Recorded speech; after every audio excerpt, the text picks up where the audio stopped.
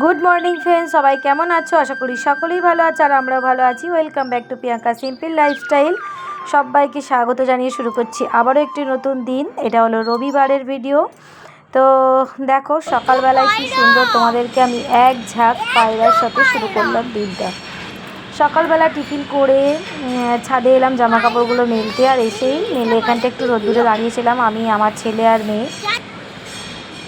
তো দেখলাম এই ছাদে মানে চালটাতে, এই ছাদের যে অ্যাডভেস্টারের চালটা, এখানে কতগুলো পায়রা। এই পায়রাগুলো না প্রায়শই আমি আগে জানলা দিয়েও গরমকালে দেখি। এরা সারা বছর একবার এদিক থেকে ওদিক, ওখানে একটা স্কুল আছে, ওই স্কুলটাতে থাকে, ওখানে ওরা খাওয়া টাওয়া দেয় আর কি, আবার এদিক থেকে এদিকে করে। তো আজকে দেখতে দেখতে বেশ অনেকক্ষণ ধরে দেখছিলাম, একবার এদিক যাচ্ছে একবার ওদিক যাচ্ছে। ওই জন্য আজকে আবার ভাবলাম যে না, আজ আমি ভিডিওটা করবোই, তোমাদের সঙ্গে শেয়ার করবো। আর আমার উপর কাউন্টিং করছে, ভয়েসে আছে, শুনতে পাবে কি জানি না। তো দেখো কি মিষ্টি লাগছে, আকাশের মধ্যে এরকম এক ঝাঁক পায়রা উঠছে। ছোটোবেলায় জানো তো, আমরা তো নিজেদের বাড়িতে বড় হয়েছি, মানে নিজেদের বাড়ি বলতে সেই হয় না, গৃহস্থের মধ্যে বড় হয়েছি।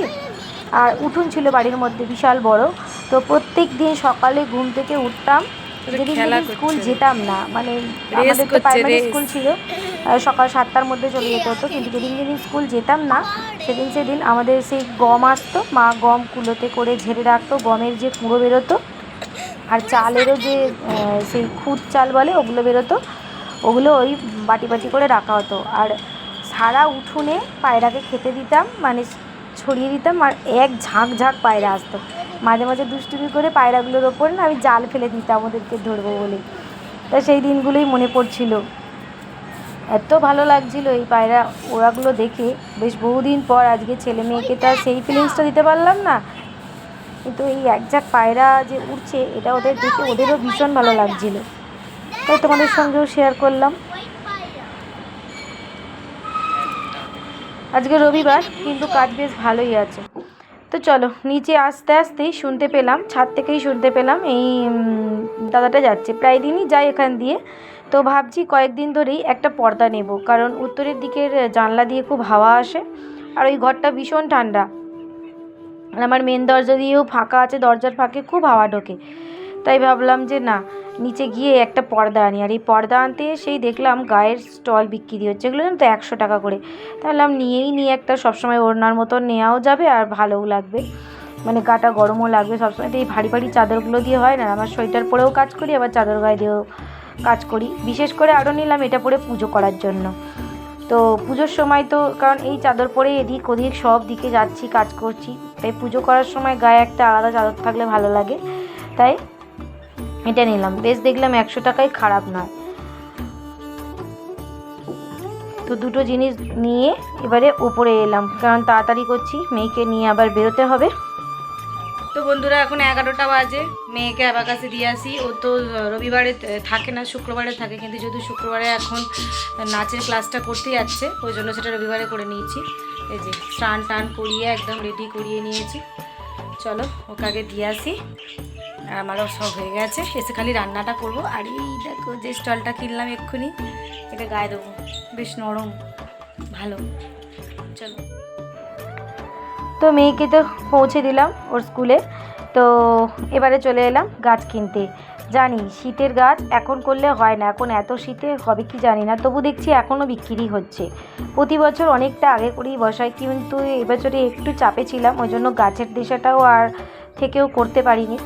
তাই ভাবলাম আজকে দুটো গাঁদা আর দুটো চন্দ্রমল্লিকা নিয়ে যায়। তো আমার বর বলে এখন আর চন্দ্রমল্লিকা হয়? আমি বললাম নিয়ে চলো যদি হয়। তাই একটা এই রক্ত গাঁদা নিলাম আর একটা অরেঞ্জ কালারের গাঁদা নিলাম। গাছগুলো বসানোর সময় তো তোমাদের সঙ্গে শেয়ার করেছেন, আমি এই দাদার থেকেই নিই সব সময়, ওই জন্য উনি যেতেই বলছে এতদিন আসুনি কেন। তো বন্ধুরা চলে এলাম বাড়িতে, এবারে রান্না শুরু করবো। এই দেখো ঘড়িতে এখন বাজে 12টা কত না 11টা 40, 11টা 40 বাজে। এই দেখো গাছগুলো এনেছি, এখন আর দেখাচ্ছি না, ওই এনেছি যেগুলো পরে দুপুরে রান্না খেয়ে দিয়ে বসাবো তখন দেখাবো। দেখো জামা কাপড়ে বালতি পড়ে আছে, এখন ওগুলো মেলে এসে ঝাড় রান্না শুরু করি। চলো রাখছি।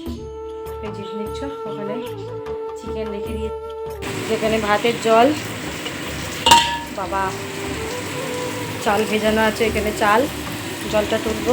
আর এখানে দেখো মাংসের আলু ভাজা হচ্ছে। আচ্ছা সেদ্ধ করিনি মাংসের আলু, ছোটো ছোটো করে কেটেছি। পেঁপে আর আলু ভালো করে একটু ভেজে দেবো, ব্যাস।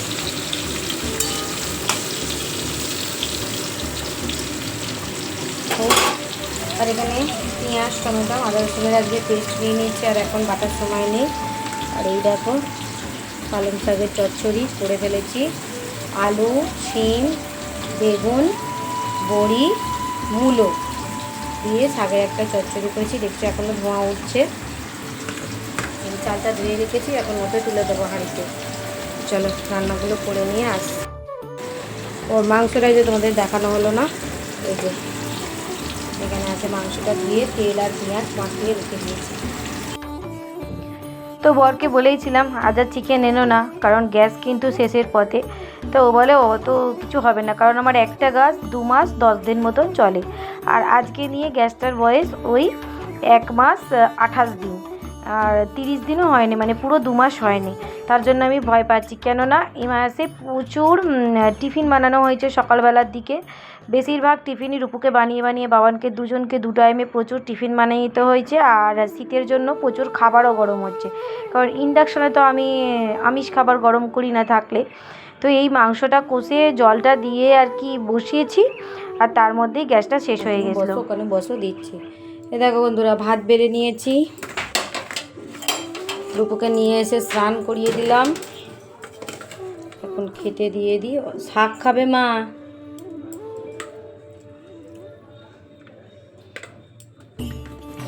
এটাই দিয়ে দিলাম, থালা আর আজকে করলাম না। খাও, আমি তোমার চিকেনটা আনি।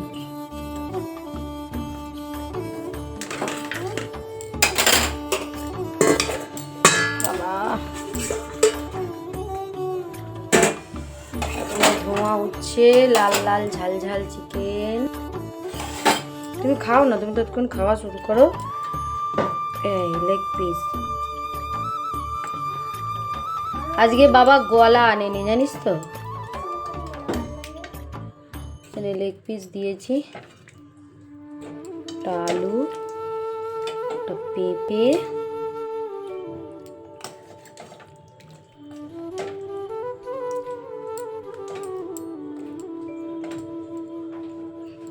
পাইনে গলা কি করবে বল। দাদারও লেগ পিস আছে। বাবু খাবি? দেখো ঘড়িতে এখন বাজে 2:10। বাবু এসে স্নান করে ওই ঘরে বসে আছে।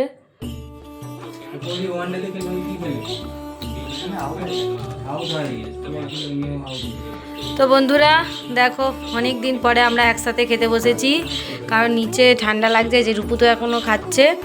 এটা হলো আমার ভাত, ওইটা হলো বাবান, আর ওখানে প্রসেনজিৎ। সব কেমন লাগছে আজকে একসাথে বসে? ভালো।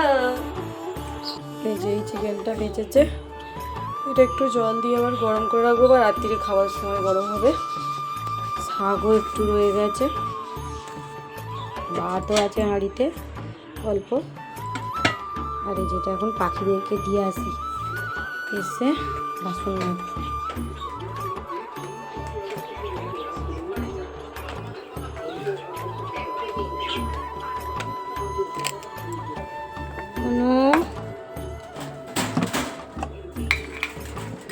খাও। সকালে পাতা দিয়েছি, ওদের খাঁচা পরিষ্কার করে দিয়েছি, এখন ভাত দিলাম। তো তখন যেটা বলছিলাম, তো গ্যাসটা তো শেষ হয়ে গেছিলো, চিন্তায় পড়ে গেছিলাম। ভেবেছিলাম যাকে ওই শাক চচ্চড়ি দিয়েই আজকে ভাত খাইয়ে দেবো, আর চিকেনে কীভাবে খাওয়াবো জানি না। তারপরে আমার বর তেলের জোগাড় করতে যাচ্ছিলো, তারপরে ওর কি মনে হলো পাশের ঘরের কাকু যে জেঠিমা থাকে ওদেরকে বললো, তো যেটুকে বলাতে এক কথাতেই গ্যাসটা দিয়ে দিয়েছে। কিন্তু এবার আমি আবার টেনশন করছি, গ্যাস আমাদের লিখিয়ে দিয়েছি 10 দিন আগে, কিন্তু দিতে প্রচুর দেরি করে আর কি।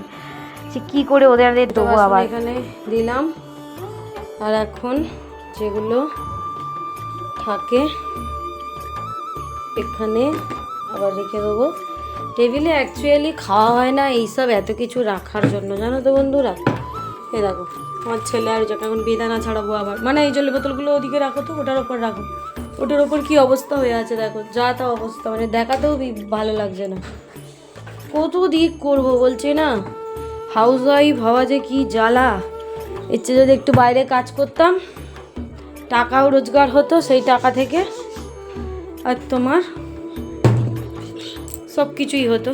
কিন্তু হাউসওয়াইফ হয়ে সারাক্ষণ রান্না করো, বাসন মাজো, কাপড় কাচো, সারাক্ষণ করো, পেটে ভাত দিয়ে কষ্ট হয়। তাও এবার দেখো কেন জানি না আমার কড়া এরকমভাবে কালি পড়ে গ্যাস শেষ হয়ে গেলেই। তাই মনে হচ্ছে কাঠের জালে রান্না করেছি। ধুয়ে নিলাম, ধুয়ে দেখাচ্ছি তোমাদের। এখন এই কড়া মাজবো, গ্যাস মুছবো, আর প্রচুর কাজ। ওই যে ওখানে জলের বোতল খালি পড়ে আছে, ইন্ডাকশান মুছবো, কাড়া বানিয়েছিলাম মেয়েকে অ্যাবাকাসে নিয়ে যাওয়ার আগে, কাড়া আছে ওর মধ্যে। সব কাজ সেরে আসছি।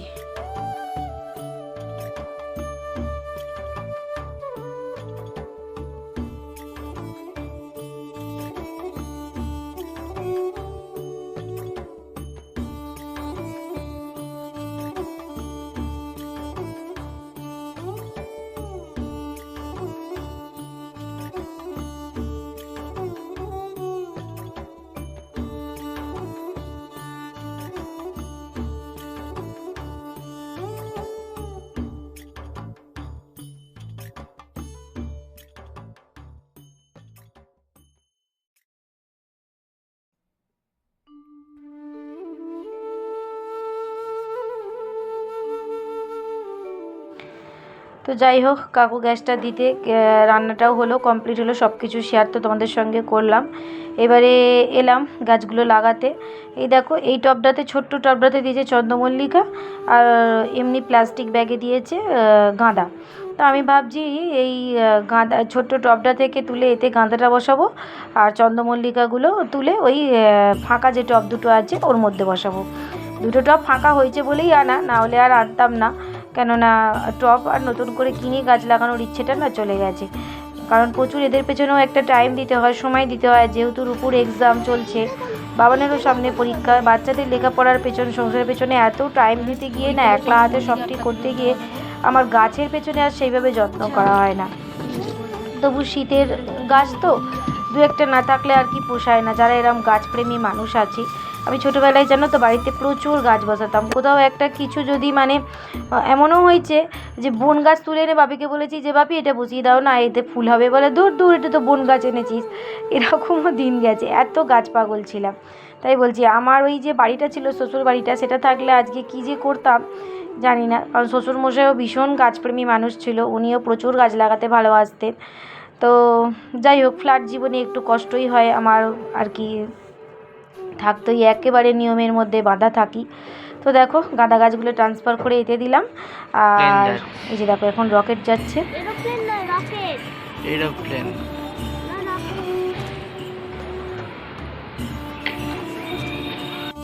এই ধরো টবে যে জবা গাছগুলো বসিয়েছি, এই কতটুকু হয়ে আছে, ফুল দেয় ওই গরমে দেবে, শীতে তো আর জবা ফুল ফোটে না। কিন্তু এই যদি নিজস্ব বাড়ি হতো, মাটি হতো, গাছগুলো এতদিনে অনেক বড় হয়ে যেত। সমস্ত গাছ জল দেওয়া হয়ে গেল বন্ধুরা। এখন দুদিন ছাড়া ছাড়া গাছে জল দিই, কেননা শীতকাল তো জল বেশি লাগে না। কি ভালো লাগে আমার এই কালারটা, কিন্তু কমে যাচ্ছে। আর এখানে প্রচুর কুড়ি এসেছে আমার এই লক্ষ্মী জবা গাছটাতে, প্রচুর কুড়ি, ডালে ডালে কুড়ি ভরে ভরে যাচ্ছে। এটাতেও তাই।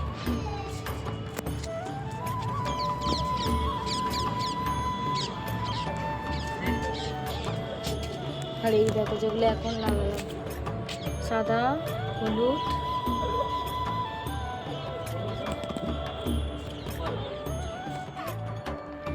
তো এবারে চলে এলাম ওই পর্দাটা লাগিয়ে নিতে। কারণ এবারে একটু গাটা ধোবো, বরকে বললাম পর্দাটা লাগিয়ে দাও।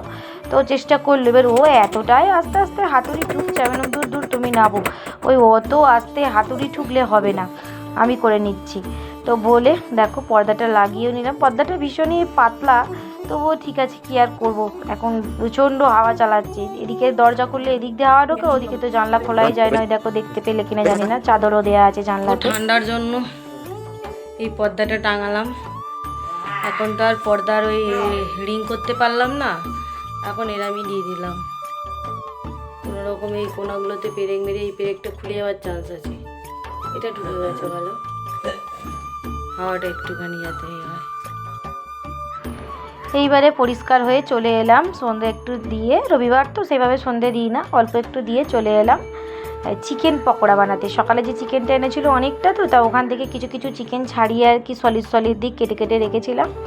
যে বেশ কয়েকদিন ধরেই ছেলেটা মেয়েটা বলছে, আর যা ঠান্ডা পড়েছে একটু পকোড়া না হলে চলে বলো। আর আজকেই শীতের প্রথম কফি আমি খাবো, কফিটা খাচ্ছি না, কাশি হয়েছে বলে, মেয়েটার কাশি। দেখো দুধটা এদিকে উতলে উঠেছে আর এদিকে আমার মেয়ে কফি ঢেলে দিচ্ছে, মানে এত তাড়া। তো যাই হোক একটু পড়ে গেল, তো ওই জন্য আজকে ভাবলাম গরম গরম একটু ওই চিকেন পকোড়া করি, ওর মধ্যে একটু ওই সব কিছু আদা রসুনের পেস্ট, একটু গুঁড়ো লঙ্কার তো গুঁড়ো কাশ্মীরি লঙ্কা আমার, ওইটাই দিলাম, দিয়ে সুন্দর করে কয়েকটা পকোড়া ভেজে নিলাম, বেশ ভালো লাগছিলো। বিয়ে বাড়ি তো একটাও পড়েনি, আর যাও বা একটা আশীর্বাদ বাড়ি পড়লো দিনের বেলা, সেটাও এমন দিনে পড়লো, কি আর বলি বন্ধুরা, দুঃখের কথা। তো যাই হোক আজকে সন্ধেবেলাটা চিকেন পকোড়াটা আর কফিটা বেশ জমে গেছিলো। এই হলো শীতের সন্ধেবেলায় গরম গরম পকোড়া আর কফি, কেমন লাগছে বলো। আর এটা দেখো বেশ কয়েকদিন এসেছে, তোমাদের সঙ্গে শেয়ারই করা হয় না, এটা আমি নিয়েছি অনলাইনে, তো মেয়ের নাচের জন্য কেরালা কটন, আর একটা ব্লাউজ পিস, তো ভাবছি একটা ব্লাউজ দিয়ে এই পিসটা বানিয়ে নেবো। তাহলে চলো ভিডিওটা কেমন লাগলো জানিও আজকে। সবাই ভালো থেকো, সুস্থ থেকো, দেখা হচ্ছে নেক্সট ভিডিওতে। টাটা বন্ধুরা।